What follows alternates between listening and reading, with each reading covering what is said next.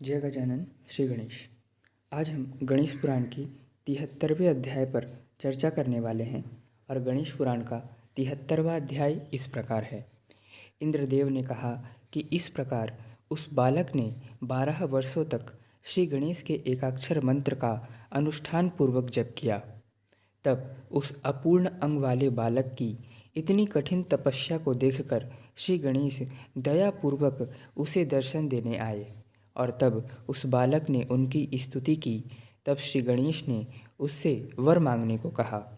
तब उस बालक ने कहा कि हे प्रभु, मुझे आपका दर्शन प्राप्त हो गया, जिसके लिए ऋषि मुनि भक्तजन इतने प्रयास करते हैं। उस दुर्लभ सुख को मैंने प्राप्त किया है। मुझे केवल आपकी अखंड भक्ति चाहिए। किंतु हे विनायक, अपने माता पिता के लिए, उन्हें प्रसन्न करने के लिए मैं आपसे अपने अपूर्ण शरीर को पूर्ण करने का वरदान मांगता हूँ। तब श्री गणेश ने तथास्तु कहकर अपनी करुणा की दृष्टि से उस बालक को देखा। तब वह बालक श्री गणेश की दृष्टिपात करने से सहस्त्र हाथों वाला हो गया और उसके 2 पैर भी निकल आए और वह संपूर्ण शरीर वाला हो गया। तब श्री गणेश ने कहा कि तुम सहस्त्र बाहु एवं सहस्त्र अर्जुन के नाम से जाने जाओगे। मैं तुम्हें देवता घोषित करता हूँ। जो भी व्यक्ति तुम्हारा स्मरण करेगा, उसकी खोई हुई वस्तु, चुराई गई वस्तु उसे प्राप्त हो जाएगी। तुम सभी की मनोव्यथा को दूर करोगे। कृतवीर्य के पुत्र होने के कारण तुम कार्त्यवीर्य के नाम से भी जाने जाओगे और समग्र विश्व में एक छत्र राज्य करोगे। तब श्री गणेश के अंतर ध्यान हो जाने के बाद सहस्त्रबाहु कार्तवीर्य ने उस स्थान पर प्रबल अर्थात मूंगे की श्री गणेश की मूर्ति का प्राण प्रतिष्ठा कर मंदिर में उसका स्थापन किया और तब उसे उस स्थान का नाम प्रबल क्षेत्र पड़ा। कार्तवीर्य हाथ पैर से युक्त होकर अपने माता पिता के पास गया। तब कृतवीर्य और उसकी पत्नी ने श्री गणेश का धन्यवाद दिया और वह सुख से रहने लगे। और उसी प्रबल क्षेत्र में शेषनाग ने भी श्री गणेश को प्रसन्न करने के लिए तप किया था। श्री गणेश की कृपा से ही शेषनाग इस धरा को धारण करने की शक्ति प्राप्त की थी। तभी शेषनाग को धरा धारण करने की शक्ति प्रदान करने के कारण शेषनाग ने धरणीधर नाम से श्री गणेश की प्रतिमा को प्रबल क्षेत्र में ही स्थापित किया था। इंद्रदेव ने कहा कि इस प्रकार कृतवीर्य से संकष्टी चतुर्थी व्रत का प्रचार इस पूरे पृथ्वी में हुआ। देवगणों एवं चंद्रसेन आदि राजाओं ने भी इस व्रत को किया था। इसी व्रत के प्रभाव से पांडवों ने राज्य प्राप्त किया था। इसी प्रकार यदि कोई भी व्यक्ति जो निष्ठा से संकष्टी चतुर्थी व्रत करने वाला कोई व्यक्ति अपने व्रत का पुण्य मुझे एवं मेरे विमान को अर्पित करेगा, तभी मेरा यह विमान उड़ सकेगा। तब राजा सूरसेन ने इतने परम पवित्र कथा को सुनाने के लिए इंद्रदेव को धन्यवाद दिया। इस प्रकार गणेश पुराण के उपासना खंड का 73वां अध्याय संपूर्ण हुआ। तो इस प्रकार अपूर्ण अंगों वाला वह बालक श्री गणेश की कृपा से सहस्त्र हाथों वाला सहस्त्रार्जुन बन गया।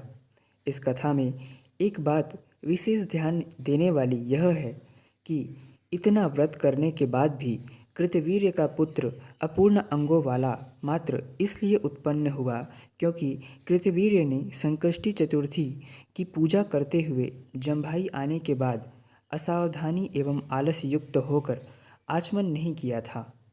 तो क्या भगवान इतने निष्ठुर हैं जो मात्र इतनी छोटी सी भूल पर उसे इतना बड़ा दुख दे दिया? ऐसा विचार हमारे मन में आता है, किंतु ऐसा नहीं है।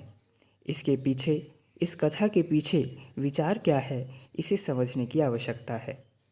कृतवीर्य और उसकी पत्नी सकाम भाव अर्थात फल प्राप्ति की इच्छा से, पुत्र प्राप्ति की इच्छा से इस व्रत को कर रहे थे और किसी भी कर्मकांड का यह विधान है कि जब हम फल की इच्छा से किसी कर्मकांड जैसे व्रत, दान, तप, यज्ञ को करते हैं तो उसमें पूर्ण श्रद्धा एवं आलस का त्याग कर ही उसे करना चाहिए, क्योंकि कर्मकांड धारदार तलवार की तरह होती है। जिस प्रकार सही प्रकार से प्रयोग करने पर तलवार शत्रु का अंत कर सकता है, पर अगर थोड़ी सी असावधानी हुई तो वह स्वयं को भी नुकसान पहुंचा सकता है। कर्मकांड भी इसी प्रकार है। मंत्रों के जप में एक स्वर ऊपर नीचे होने से प्रयोजन बदल जाता है और उस कर्म का परिणाम भी भयंकर होता है। वृतासुर नामक एक असुर ने इंद्रदेव को मारकर इंद्र की राज्य प्राप्त करने के उद्देश्य से एक शत्रुनाशक यज्ञ किया, किंतु वैदिक ब्राह्मणों ने उदात्त के स्थान पर अनुदात्त स्वर लगाकर यह कह दिया कि वृतासुर इंद्र द्वारा मारा जाए। इस प्रकार कुछ शब्द के हेर फेर से मंत्र का अर्थ बदल जाने पर इंद्रदेव ने वृतासुर का वध कर दिया। इसीलिए किसी भी काम्य कर्म अर्थात सकाम फल की इच्छा से किए जाने वाले अनुष्ठान को सावधानी पूर्वक करना चाहिए, और जब कोई वस्तु कोई चीज़ भाग्य में ना हो और हम बलपूर्वक उस चीज़ को प्राप्त करने के लिए अनुष्ठान कर किसी देवता की शक्ति को विवश कर अपना भाग्य बदलवाने की इच्छा से उस काम को करते हैं, तो उस कार्य को करने में विशेष ध्यान देनी चाहिए और उससे मिलने वाला फल अच्छा नहीं होता है, इस पर भी हमें विचार अवश्य करना चाहिए। उदाहरण के तौर पर समझते हैं कि भागवत पुराण में भी इसी प्रकार एक कथा आती है। जब आत्मदेव एक ऋषि के पास अपनी भविष्य दिखाने जाते हैं कि उन्हें पुत्र प्राप्ति होगी या नहीं, तब वह ऋषि उनके भविष्य को देखकर कहते हैं कि आपके भाग्य में पुत्र एवं संतान सुख है ही नहीं। तब आत्मदेव विनती कर जबरन उन ऋषि से कोई उपाय पूछते हैं। तब विवश होकर वह मुनि एक दिव्य फल उसे देते हैं, इसे अपनी पत्नी को खिला देना। इस प्रकार कहकर वह ऋषि चले जाते हैं। यदि भगवान ने चाहा तो संतान अवश्य होगी। तब धुंधकारी जैसा दुराचारी पुत्र उत्पन्न होता है और आत्मदेव को पीड़ा सहन करनी पड़ती है। उसी प्रकार कृतवीर्य ने भी अपने भाग्य को स्वीकार करने के स्थान पर पुत्र प्राप्ति के लिए तप कर रहे थे, और तप करते समय आलस के कारण एक छोटी सी भूल कर दी और परिणाम अपूर्ण अंग वाला संतान हुआ। और यह एक नियति भी थी, क्योंकि अगर ऐसा नहीं होता तो कार्तवीर्य को देवता की पदवी नहीं मिलती और वह सहस्त्रबाहु नहीं बन पाता। इसलिए हमें हो सके तो केवल अपने इष्ट देव के प्रति प्रेम रखना एवं निष्काम भक्ति करनी ही चाहिए। विश्वास करिए, सकामता से ज़्यादा सुख निष्कामता में है। इन सभी कर्मकांड को ना करें। किसी भी प्रकार का व्रत, उपवास, यज्ञ केवल अपने आराध्य देव की भक्ति प्राप्त करने के लिए ही करें। सांसारिक सुख सुविधा केवल कुछ समय की सुख ही देगी, किंतु अपने इष्ट की भक्ति, उनका प्रेम आपकी अनुभूति में शामिल हो जाएगी। उनका प्रेम आपको अनुभूत होने लगेगा। गणपत्य संप्रदाय में महीने में पड़ने वाली दोनों चतुर्थियों का व्रत किया जाता है, किंतु वह निष्काम भाव से किया जाता है। उसमें पुत्र प्राप्ति, धन प्राप्ति जैसी किसी भी सांसारिक सुख को प्राप्त करने की इच्छा नहीं होती।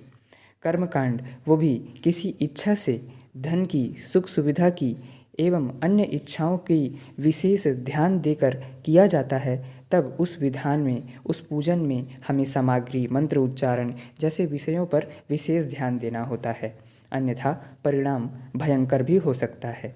इसलिए भगवान गणेश को प्रेम से मनाएं, उन पर अपना विश्वास बनाए रखें। वह अवश्य आपको अपनी भक्ति एवं प्रेम प्रदान करेंगे, और उनके प्रेम से बढ़कर संसार की कोई भी सुख सुविधा, पुत्र, धन इत्यादि उस प्रेम के समक्ष छोटी एवं गौण है।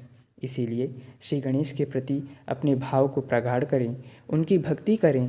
किसी भी प्रकार के सांसारिक सुख सुविधा को उनकी कृपा मानकर ही भोगें और अंततोगत्वा उनके प्रेम को प्राप्त कर स्वानंद में विलीन हो जाएं। इसी प्रकार श्री गणेश को जानने के लिए, उनके तत्व को समझने के लिए एवं गणेश पुराण की कथा के पीछे जो तात्विक अर्थ है उसे समझने के लिए आप गणेश तत्वज्ञान यूट्यूब चैनल को सब्सक्राइब करें। तब तक के लिए जय गजानन, श्री गणेश।